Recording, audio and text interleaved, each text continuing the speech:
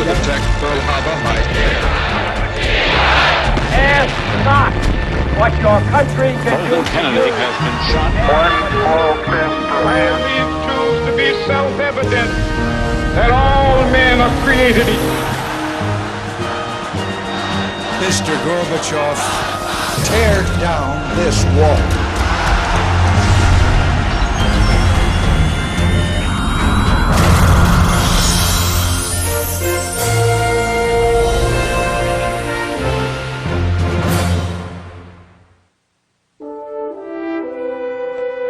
It was May of 1932. It's a spectacle unparalleled in the history of the country. And something was very wrong in the land of plenty. A day of bloodshed and riot. There were those of us who felt that America was teetering on the brink of revolution. For 3 years, the Great Depression had tormented Americans. Now, 20,000 Army veterans and their families came pouring into Washington to find out what the government was going to do about it. They were bearded, they were ragged, they were desperate. You could see it in their eyes. They'd been promised a bonus for their service in World War I, but it was not due to be paid until 1945. The desperate veterans wanted their money now. They were called the Bonus Army. On July 28th, the Bonus Army came to blows with Washington police. Shots were fired. President Herbert Hoover barricaded himself in the White House and called out the troops. The soldiers have orders to burn down the unsanitary and illegal camps. And the roaring flames sound the death knell to the fantastic Bonus Army. When the smoke cleared, 2 veterans and an infant were dead. It was absolutely shameful. The sacrifice of the young American boys left such an impression on me, I have never forgotten it. They were just trying to feed their families. Millions of Americans could no longer provide for their families. With nowhere to turn for help, they were angry and they were approaching their breaking point. 3 years into the Depression, the American system was in grave danger. Unless it could change and change quickly, it might not survive. Bad times had arrived without warning. After a decade of expanding prosperity, almost overnight, the Wall Street crash of 1929 shattered America's confidence in its economy.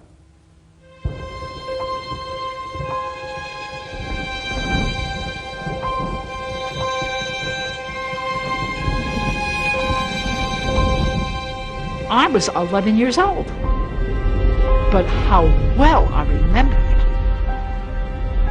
it. It was like the skies had grown dark, thunder, and all of a sudden faces were tragic, and people were walking around in the hallways of our building and in the streets with inquiring eyes and saying, has it happened to you? Has it happened to us?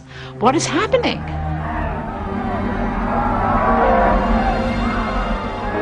The living telegrams at that time. And pretty soon, you could feel a horror behind the door you was knocking. When you knock on the door, when the voice come out, yeah, who is it, who is it? I say, I have a telegram. Well, slide it under the door, slide it on, or go away. Get away from me, get away from me. The collapse of the New York Stock Exchange in 1929 was only the most visible sign of a massive economic crisis. A crisis that spread quickly from Wall Street to Main Street. Miriam Johnson was living in California when the Great Depression arrived at her house. I was 11 when the crash came. My father at that time, along with a few friends, owned a small grocery store. One day he came home and he laid $2 on the table in the kitchen. And he said, no more store. Everything is gone. And that was the end. For us, it was the end.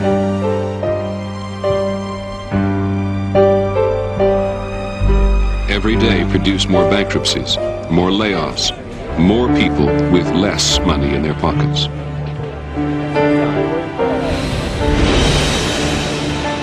Even U.S. Steel, a symbol of American industrial might since the turn of the century, was brought to its knees. In 3 years, the entire full-time payroll was laid off. 225,000 workers.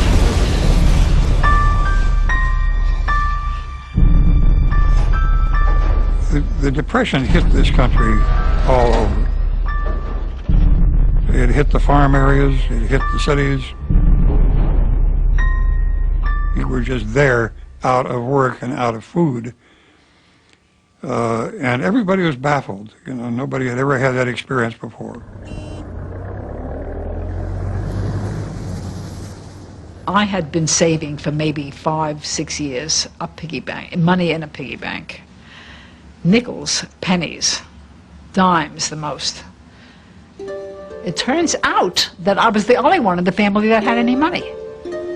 Because one day I came home and I grabbed hold of my piggy bank just to give it a shake, and there was nothing in it. My mother was looking at me and she said, "Your father borrowed the money. He has to go out to look for work and he needed money to go downtown." And he came home and I didn't say anything, but my face was swollen with tears. My eyes were blinking with tears. And my father took me in his arms and he said, "I'm sorry. I had to have the money. But it's a loan. I'll pay it back to you." He never did. He never did. My family had exhausted all its credit with the local merchants. And on one occasion, my father came home and asked what was for dinner that night, and my mother said, "There's nothing." How could that be? How could there be nothing? It was one of the few times in my life that I was fearful for myself. Fearful of losing what little they had left, people rushed to the banks to withdraw their savings. But the banks too were short of cash. 1 year after the crash, 800 of them had failed. 9 million savings accounts were wiped out. There was a janitor called George Galley's who had $1,000 in the Bank of the United States. It had taken Galley's 40 years to save $1,000. After spending 2 nights and 2 days in the pouring rain outside this shuttered, locked bank, literally beating on the walls with his hands in frustration, he realized he was never going to see 10 cents of his money. And he went back to the basement where he lived, and he hanged himself in despair. That's what bank failures did. They crushed tens of thousands, maybe hundreds of thousands of ordinary people like George Galley's. With their savings gone and layoffs increasing, people were forced to sell their cars, their furniture, their wedding rings. Before long, half the country's home mortgages were in default. Families across America found themselves facing eviction. I remember my brother and I and my mother just couldn't stand to see it happen. So we left my father there to face the auctioneers. Then we came home that evening and we met my father, who told us, yes, the house was sold. It was gone.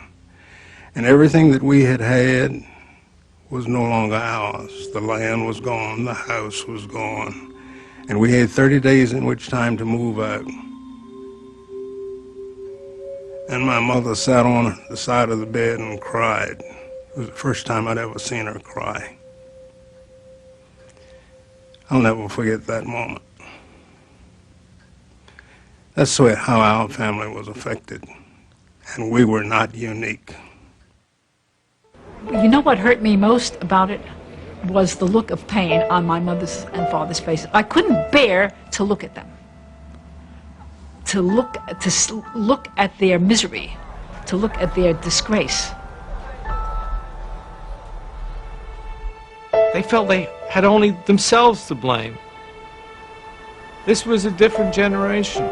This was a generation that had grown up with the old faith, the faith in self-reliance, that people had to stand on their own 2 feet. They didn't say the government has failed me. They said, I'm to blame. I failed in this American system of ours. It's my fault. One year after the crash, 4 million American families were without any means of support. Worse, they didn't know how to ask for help, and their government didn't know how to provide it. In 1930, the American people had almost no sense of the national government. There was the post office. Occasionally you'd see a soldier on the street. The national government had very little direct impact on the lives of ordinary Americans. There were no parachutes in those days. There was no Social Security, no unemployment insurance, no nothing. You just were on your own.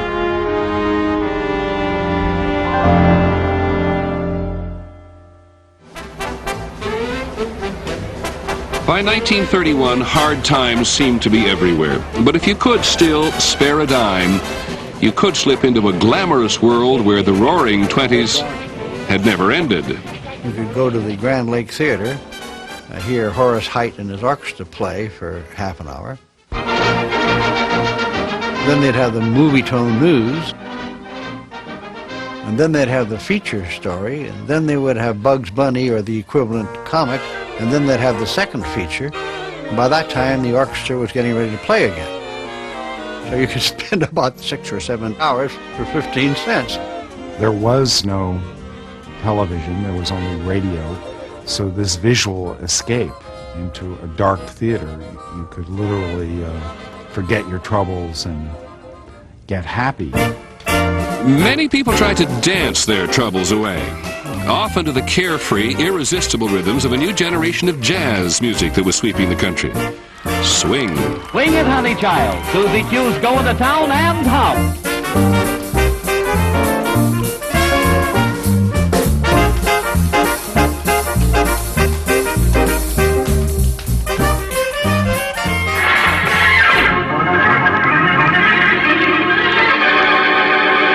Richard Calmer as Boston Blackie. Enemy to those who make him an enemy, friend to those who have no friend. Many more were transfixed by the gripping dramas of radio. During the Depression, the radio was the one appliance people could not live without. I used to watch the radio. It was like gathering around television. There was the shadow. Who knows what evil lurks in the hearts of men? The shadow knows. Turn off the lights. We're going to clean them out today. You didn't know that they were standing on a stage reading from scripts. You just thought they were doing it. All right, boys, let's hit out. What I liked most was to go into my room and turn off all the lights. I didn't want any interference and just listen to it. My father thought I was a little weird, and he'd always come in and turn the lights on and say, "What's wrong with you?" And I said, "Nothing's wrong with me. This is really wonderful, a great way to listen to it."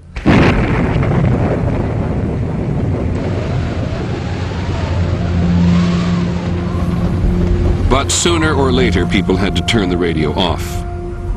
They had to leave the movie theater. And when they did, the Depression was still there, waiting.